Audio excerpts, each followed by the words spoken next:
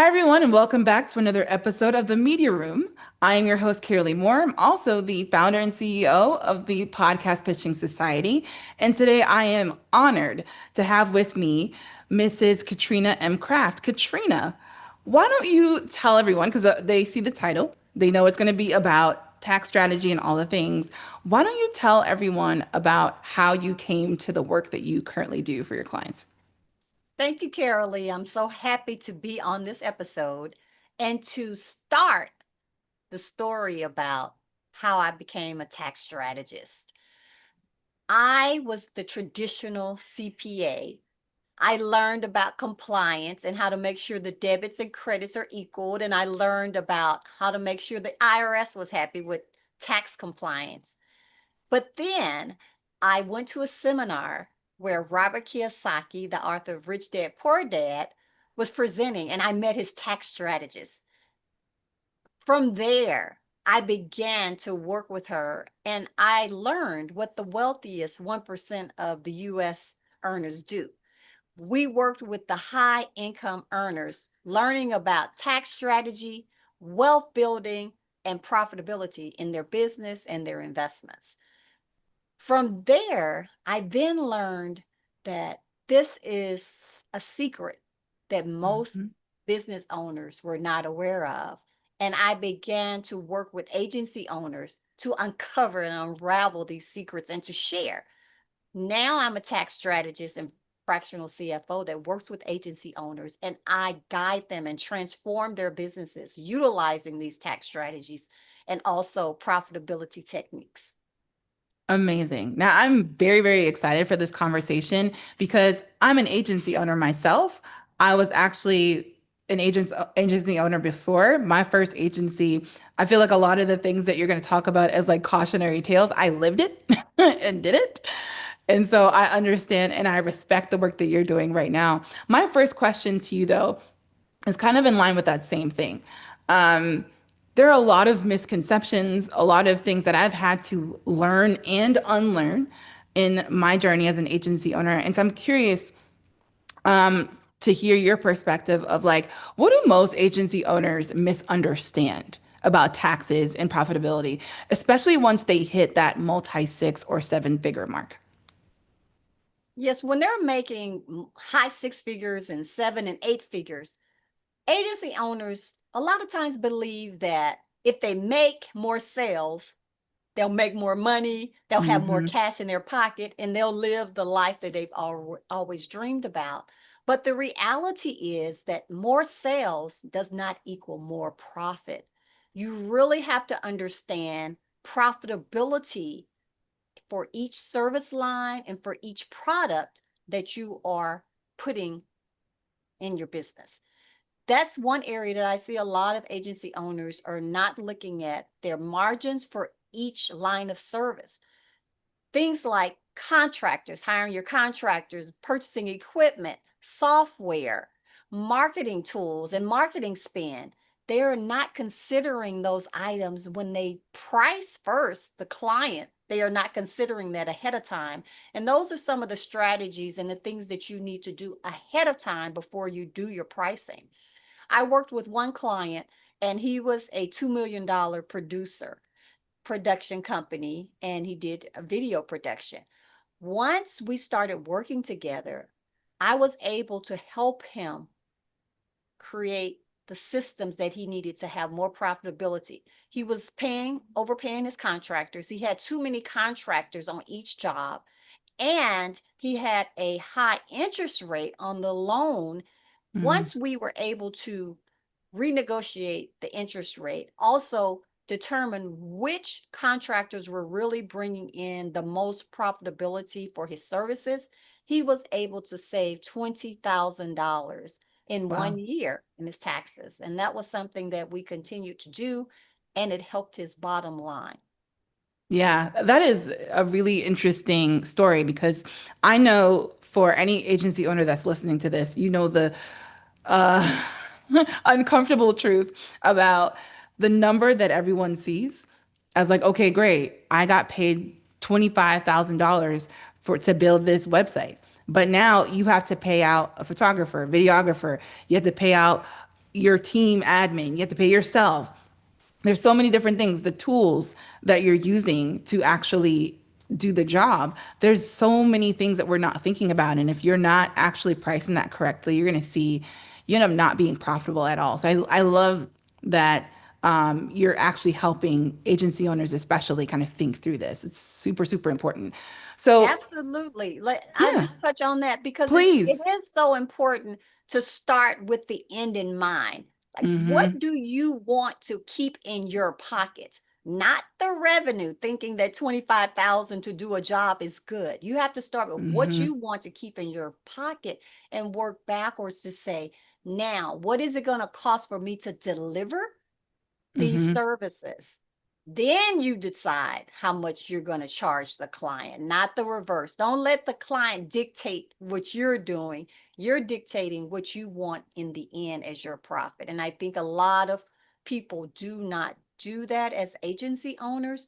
They're just looking at the sale and they're saying it should be good cash, but they're not looking at the profitability of it. Yeah, I think that's really good. And actually leads me to my next question as it relates to different agency owners that are at, I would say, different stages in the business, right? The ones that are just kind of starting out, the ones that are you've made some money, right? And then the ones that are making a good amount of money. They all have different problems. So I'm curious, for again, from your perspective, how can someone tell when they're ready for strategic tax planning and not just bookkeeping?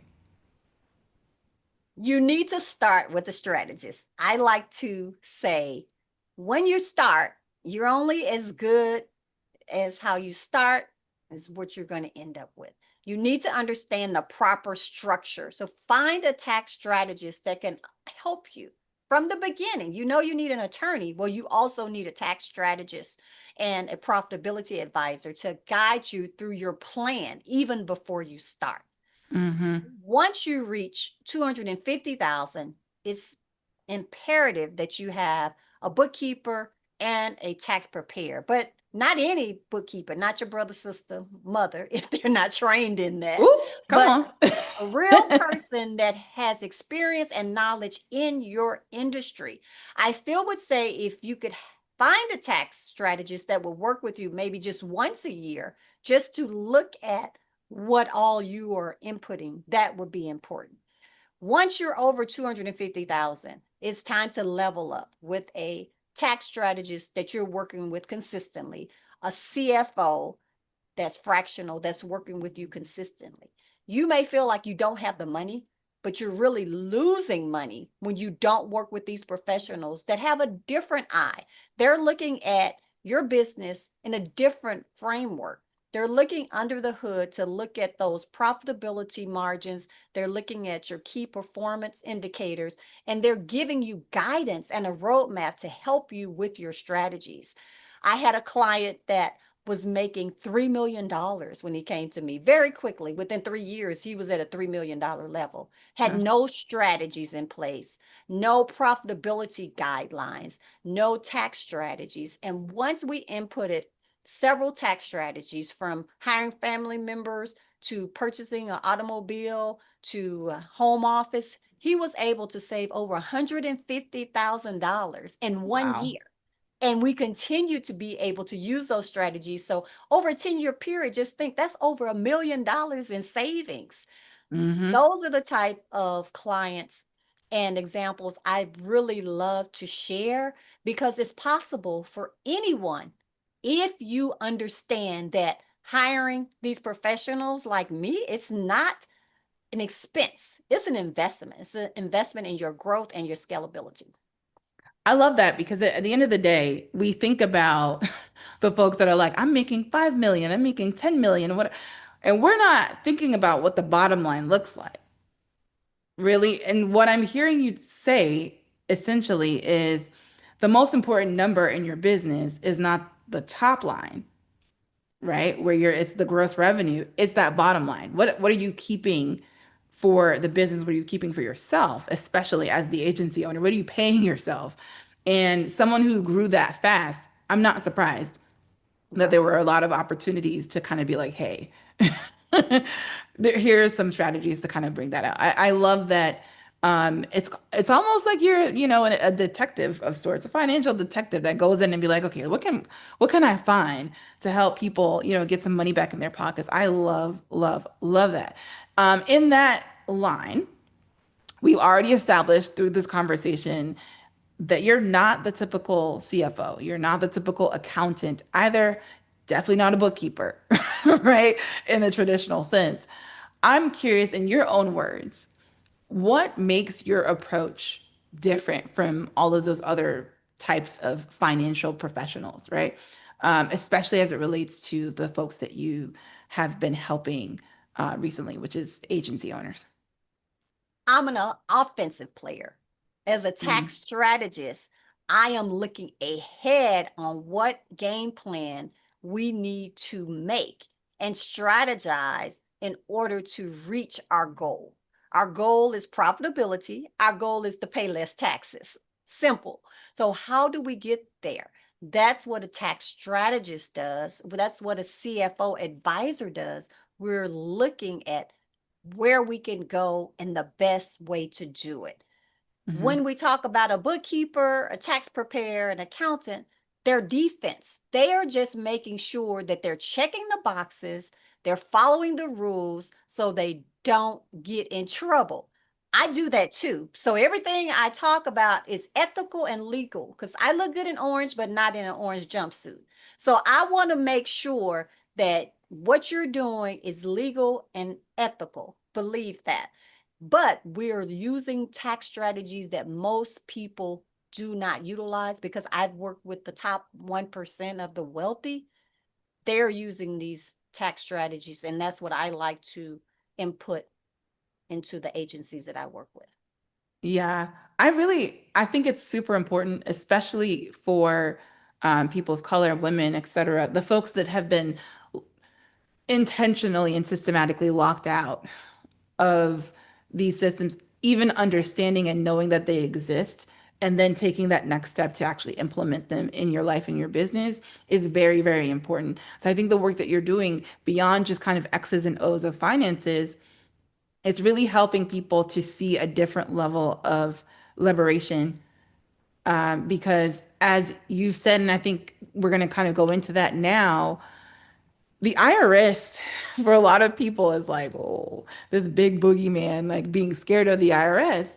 And what I'm gathering from this conversation is no, the IRS, the way that they've pulled everything out, if you're a business owner, this is actually a game changing, like positive for you to be able to keep some of that money in your pocket. They make it so that you have to know how to read the code. You have to know the strategies, like, and that's why someone like you is super important because it shifts our minds as business owners. Instead of being scared of the IRS, it's almost like a game. Like, all right, what can I do, and how can I actually implement some of these strategies so I can keep more of my money using the same codes, using the same codes. I love that. So now I would really want you to kind of break down again, but this time using a real world example so we can understand like the difference between compliance and strategy and tax strategy. Can you break that down for us with like a real world example? What is the difference between compliance and tax strategy? I'm a recovering compliance officer. That means that I was making sure the debits and the credits balance, like I was taught as an accountant in school. As a tax preparer, I was also taught make sure the IRS is happy, make sure that you are not audited. Mhm. Now, as a tax strategist, I also make sure that everything is in compliance, but I'm digging deeper to look at these areas that maybe the traditional tax compliance officer and financial compliance officer are not looking at. Let me give you a real world example. I had a client that came to me, and as part of our CFO services, we look back at your last 3 years of tax returns Mhm. because you can amend and get money back. And that's Mhm. exactly what we did. We found that the tax compliance officer was telling this client that they could not deduct several items that they should have deducted. Home office, hiring your children, some of the travel they were doing that was actually business related. Once we looked at those strategies, we went back 3 years of tax return. We were able to get that client back $30,000 when we look at the total of what they were missing. So that's the Wow. difference between tax strategy, looking at what are they doing, looking ahead and planning. So we're planning the travel, we're planning how to hire your children, we're planning how to use your home office instead of waiting and being reactive. And that tax compliance officer is just looking at, give me your receipts. It's too late then. It's too late. So really looking ahead, Yeah. strategizing before April 15th, before the end of the year, and looking at what can we do to pay less and get more back for profitability in our business. Okay, so first of all, I love that. I love, love, love that. As someone who, my first CPA, I mean, when I say bare bone Works. minimum, didn't really do anything by way of strategy at all. I knew, even as a brand new business owner, that's not okay. And then I Right. went to the next person who, similar to you, believed in tech strategy and actually helped throughout the year. And I really, it made all the difference, not only in the numbers and like cents, right? Dollars back in my business, all the things. I started operating different as a business owner.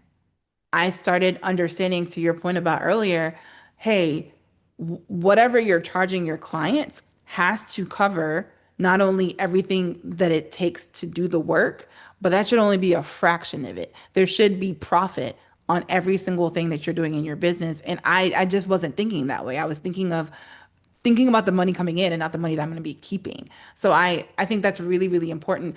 My question to you is though, what are some of the most, and I've made some of these, most expensive assumptions you see agency owners making when it comes to their finances? I think I know some of the most expensive assumptions that they make is that I can just sell more, that Hmm. selling is going to fix the cash flow problem. Also, I've seen clients when they come to me, they are just selling, selling, selling, but they don't have any cash in their bank and they don't understand why. They don't understand that when you get a loan, that that cash is coming out, but your profitability may say a positive, but because you are doing a cash outlay, then you don't have that money in your bank. So that's huge, is to think that selling can fix your systems problem. Selling doesn't Mm, fix the underlying systems problem of understanding your profit margins, understanding when you're spending too much. Maybe you have subscriptions that you don't need. So I had a hmm. client that once I came in Whew. and looked at their books, they had about 10 subscriptions they didn't even know that they were paying for, recurring subscriptions. So that's one thing that we go in when we first start working with a client. We're going to look at your subscriptions and we're going to ask you, are you utilizing that? Because I've seen a lot of duplications, like the same systems doing the same things and not being utilized. So we do look at that, dig deep. We find that agency owners are notorious for having a lot of subscriptions, purchasing these new shiny objects that they feel like Recovering they don't addicts. need. Recovering You're addicts. recovered. These shiny things that you don't need really in your business. So we take a deep dive into that to look at your profitability for your business. So those are Hmm. a couple of the things I see. Buying equipment that they don't need. What do you really need to grow your business? So we look at that. Now, equipment is a great deduction, but don't buy things you don't need because you think you're getting a tax deduction. Some people think it's dollar for dollar. A deduction reduces your income. It doesn't necessarily reduce your tax dollar for dollar. That's called a credit that reduces that. So I think that's another thing agency owners don't understand. The difference between a deduction is not dollar for dollar. So don't go buy that G Wagon thinking that 100% of that is going to reduce your tax. Can you expand on that a little bit more? Because I Mhm. think that's really important. The idea of the difference between a deduction and a credit, like really break that down for us. Yeah, so a deduction, I just had a client, and this would be a great example in one. I just had a client that purchased a Rivian, an electric vehicle. Hmm. With that, he was able to get a deduction for depreciation. So something called Section 179 deduction and bonus depreciation. That allows you to deduct an amount of money against your income. So say he's making 200,000, the Hmm. Rivian costs 80,000. He's able to deduct a piece of that based on depreciation. But the key is a credit because it's an EV. That EV Mm, credit may be 5,000. It directly reduces his tax tax. liability. So if he owed 20,000 in taxes that year, that credit of 5,000 directly reduces how much you pay. So it would be 15,000. Whereas the deduction reduces your income that then you calculate your taxable liability. Got it. So one is a direct, one is the indirect, and is not dollar for dollar Correct. necessarily. Got it. Correct. I feel And so I think smart. some people don't know that. They, Yeah. feel like I'm going to go buy more, especially end of years here. They feel like they can just go buy some things and it's going to solve their problems. Ooh, that's good. If for nothing else, that little tidbit, I hope if you're listening to this, you understand there's a difference. Because I think you're right. At the end of the year, everybody's trying to offload things or buy a whole bunch of stuff. And it's like you have to understand what's actually going to work as a deduction versus a credit that is going to go directly against what you owe the IRS at the end of the year, or I guess at the beginning of the year. That's really, really important. I love that. Well, we're come to the end of our interview. Thank you so much for I am selfishly giving a lot of game that I know I'm like taking notes like, okay, let me, let me make sure that is awesome. I'm wondering for you, if someone wanted to work with you, someone who wanted to know more about you, what do you have that they can hopefully get in touch with you, whether that's social, etc.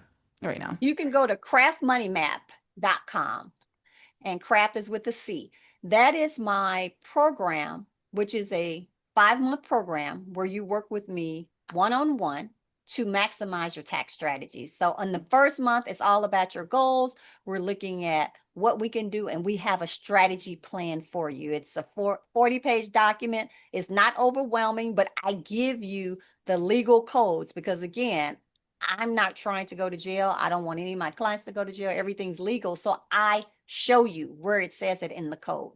Then the next 4 months, we're working together twice a month and we're implementing these strategies. And we're working on the strategies that are going to give you the biggest return on your investment immediately. I can't go over all the strategies in 5 months. We can continue to work together, but this is an intensive to show you how tax strategies can impact your wealth. And I love clients to see an immediate return on their investment so they know, yes, this is an investment, it's not an expense. And that's important for clients to realize. So craftmoneymap.com, you can learn more about that program for agency owners, typically making 500,000 or more. That's a great solution. Awesome. Well, thank you so much for being on the media room today, Katrina. Before you go, I have a couple of questions, right? Yes. We did the interview, fantastic. I think it's going to be like really, really good stuff. And I wanted to talk to you about the process, right? Because full transparency, Katrina is a client of our Done For You services. This was a bonus. This episode is a bonus from months ago, but we finally got it done. I want to talk to you about the process and as far as the preparation goes and what you got from it and what it will mean for you kind of moving forward as it relates to like you going on other podcasts, et cetera. We do this with every single person that comes through the media room because this is just as much a promotion for you and making sure that obviously you have great content, all the things that come with the media media day, package that we offer, but I am also wanting people to understand the importance of preparation. Oh, yes. The Okay? preparation is huge. You learn so much about yourself, first of all, from Yeah. doing the podcast. I've learned that I had my own podcast, but I didn't like just talking to the camera. I didn't have guests. So I'm starting to learn, first of all, what I like. Like, I like communicating with people. I like answering questions. I like asking questions because I'm a knowledge seeker. Okay. So Carol Lee has helped me gain more knowledge in being a great podcast guest by making sure that I'm clear. So before this episode, we prepared, we went through questions, and she helped me develop how to speak so that it's clear, it's to the point, it's interactive, and it's energy focused. So all of those points really help from a person who works with a lot of podcasters who do podcasts, because like me, you need a professional that's looking under the hood, because you a lot of times you can't see yourself. You don't know what you're doing. You don't know you're repeating words 10 times, 20 times, 30 Yeah. times. That was You don't know that. And so someone that's coming in and helping you and guiding you to map out the best way and the words and the phrases are that's going to give you the most impact. So you have those talking points and you have snippets that you can use that are going to stop people on the scroll. So that's very important. It's very helpful. And then going forward, now I have a better idea of how to tell stories and how to utilize what I do, not just to tell people, but to make them feel like, oh, this is me, and they want to take action. So it's the prep has been very good, and I know that I'll continue to use it, in my podcast. amazing. Now, because I think a lot of people who are already successful, they've already built multi six or seven figure business. They're thinking, well, I'll just go on a podcast. I already know how to talk about my business. I already know for you, because you've built, right, a seven figure business, you are Mhm. successful in what you do. What has been, I guess, the biggest points of like, wow, this was worth what I paid for as it relates to this experience, but even our done for you stuff that we've done together. Yeah, I mean, as a busy professional, first of all, Yeah. you don't have the time to go out and look for podcasts that you can be a guest on.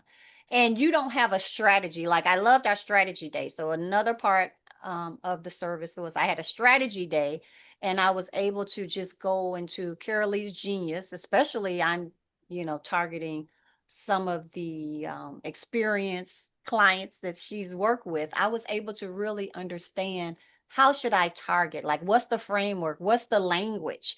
And you need to understand that, because if you can talk about your business all day, but if that's not what the pain point is, if that's not what your avatar is looking for, then you've just wasted your time. And so it is important, if you're working with the strategist, like Kara Lee, she's a podcast strategist, that's helping you understand like how you should speak and what you should say and to cut it off and when to say more. Is very good to have that, to feel more comfortable, because we are experts at what we do, but we're not experts at podcasting. So I believe you should have an expert that's going to help you and guide you to make sure that you're doing it the proper way and not wasting a lot of time. Hmm. You're gaining so much knowledge that you can just continue, if you and you can test if you like podcasts, and then once you figure out you do like them, then you have this strong strategy that you can continue, and you're just going to get better, as you go along. So it's been very helpful to me in that way, and I'm still learning, and it's just still just developing. The more you do, the better you get. Yeah, I've personally seen your confidence in just like expressing what it is that you do in a way that is engaging. Like the whole, I look good in orange, but I'll do. I was like, go ahead. Like, I love that your personality is coming because you're like that like regularly. But I Mhm. think a lot of people tend to get a little bit shy when you know that you're being recorded in a setting where, especially if you didn't know me, right? Right, And right. so I love seeing that growth. and you are, and this is my favorite type of people to work with, coachable. To be like, hey, try it this way. Why don't you do? And you'll go in and you'll do it and kill it, and we move on. It is Yes. one of my favorite things. So thank you Yeah. so Remember, much. I was a compliance officer, so I Oh, know how to comply. it's like I I know how follow to instructions. comply, but I do know how to strategize, and I like to think outside the box too. But if someone's telling me something that has that experience and knowledge, hey, I'm not going to try to figure it out. I want someone that has that expertise, has gone through the hard knock, part of learning. Why am I trying to go through it again? That's why Yeah. you hire the expert and you hire people that have that knowledge. Yeah, and that's definitely a growth mindset. So if you're listening to this, I think that's one of the biggest things that's the unsaid piece of this is investing, Mhm. right, in the things that you don't understand, and you need an actual person who has gone through the stuff, has made the mistakes, Right, you know what I right. mean, and has learned from that, and now can give you proven things to do instead of you trying to figure it out yourself. There's too many people DIYing themselves out of business at this point. You need to invest, whether it is a tax strategist, whether it is a brand messaging expert, whatever it is that you need in your business. Do not just sit and be like, okay, well, it's just me. Right. How can you? We talked about the top line versus the bottom line. If money is all you need, it's not really that hard. And I know that you're probably like, cutting your eyes at me right now, but it's the truth. Right. That's Right. one of the easiest things to solve in business is the money. Mhm. Systems harder, Mhm. right? Because Right. now you're involving people and all the things. But if there's nothing else that you take from all of this, is understanding the value of investing in yourself and in your business and your growth because it's super important. So, Absolutely. with that being said, thank you so much for your time. And this has been another episode of the Media Room, and we will catch you later.